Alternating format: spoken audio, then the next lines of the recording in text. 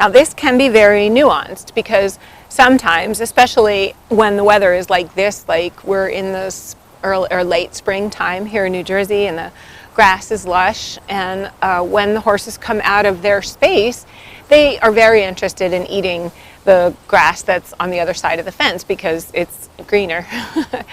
So so what people will tell me is, well, my horse is so busy eating grass that I can't work on helping my horse not be spooky about things because I'm dealing with the grass all the time.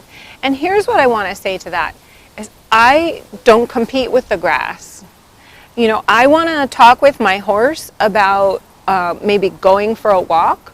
And so what I might do is I might bring them out of their space and I might take them to that lush grazing and I might let them graze there for 15 minutes until they've really had, you know, like a sufficient amount of grass that makes them happy, you know, and then I might say, okay, can we go for a walk? And the way I'm going to do it is I'm going to be next to either a fence line or a woods line or a wall if you're in some sort of an indoor arena or some sort of a barrier, because what I don't want is my horse rushing off around me in circles. So I want to own my space, which is going to be along the woods line or the fence line or the wall to the indoor arena. When I do that, I'm putting myself in a position where my horse can only really walk next to me. I don't want them squishing me against the fence. I just want them walking in their own space. And I'm going to always be staying as best I can in the riding area. So if I'm walking next to my horse, I just want to be able to reach my hand out alongside me, just not way up here and not way back here, but just alongside me. And I want to just be able to rest my hand like the place I would sit if I were riding my horse, like just in the middle of my horse's back. So that's where I would like to walk. That's where I would like to be. And if my horse can walk and eat grass at the same time, that's fine with me. You know, grazing is the most natural thing in the world for horses, and they do it 22, 23 hours every single day. I mean, that's how they are so big, is they're constantly eating. They're made to constantly be eating. So grazing is the most natural thing in the world. Now, the thing about grazing when we're trying to work on things that potentially are spooky for our horses is they might be focused on grazing and not necessarily on the fact that we're going. That happened to me actually one time.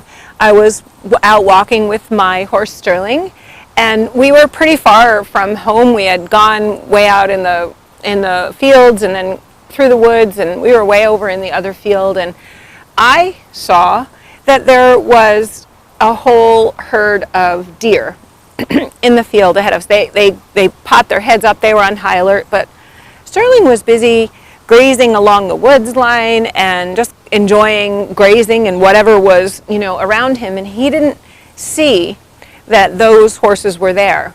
Not horses, I'm sorry, but those deer were there. So I kept telling him, Sterling, there's deer over there, and he wasn't listening.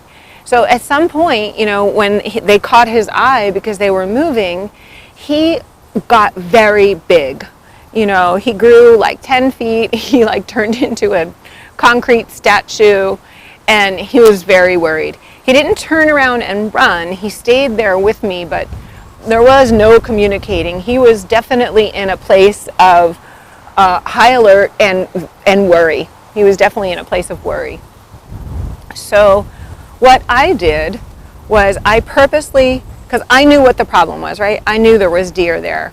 So I purposely released my breath and lowered my center of gravity and just tried to be the change that I wanted to see in my horse. I reached over and touched him. He still felt like a concrete statue. His head was still way up in the air. And now he's going whoosh, whoosh, when he's like blowing, and now he's like worrying and also making all this noise.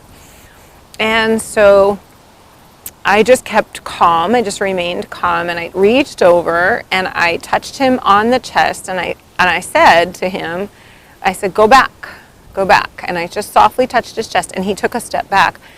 Now, that's a conversation that we built at home. I didn't just have to teach him for the first time that when I softly touch him on the chest and say go back, that's what I expect him to do. We already had that established at home in a safe environment where neither one of us was worried about anything. So when I asked him out there, he was able to respond to me. So I just asked him to go back, and then he did. And I was like, oh, good. I could use my positive reinforcement, my breath. Now, he was still 10 feet tall. He was still feeling like a concrete statue.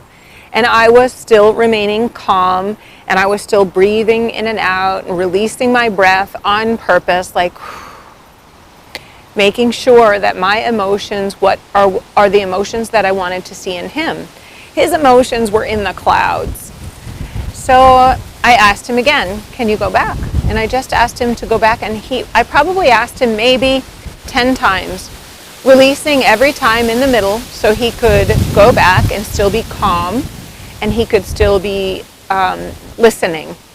And every time he took a step back, he felt a little less like a concrete statue to me, his body. And every single time he took another step, his head started to come down a little bit lower. And when that started to happen, he started to kind of get in motion. He wanted to kind of turn around and leave at that point, which I knew I didn't want him to do.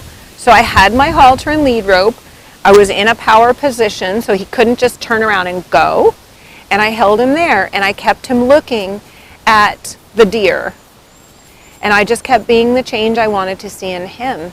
And again, I would say, can you just go back? Can you be soft, and can you just go back?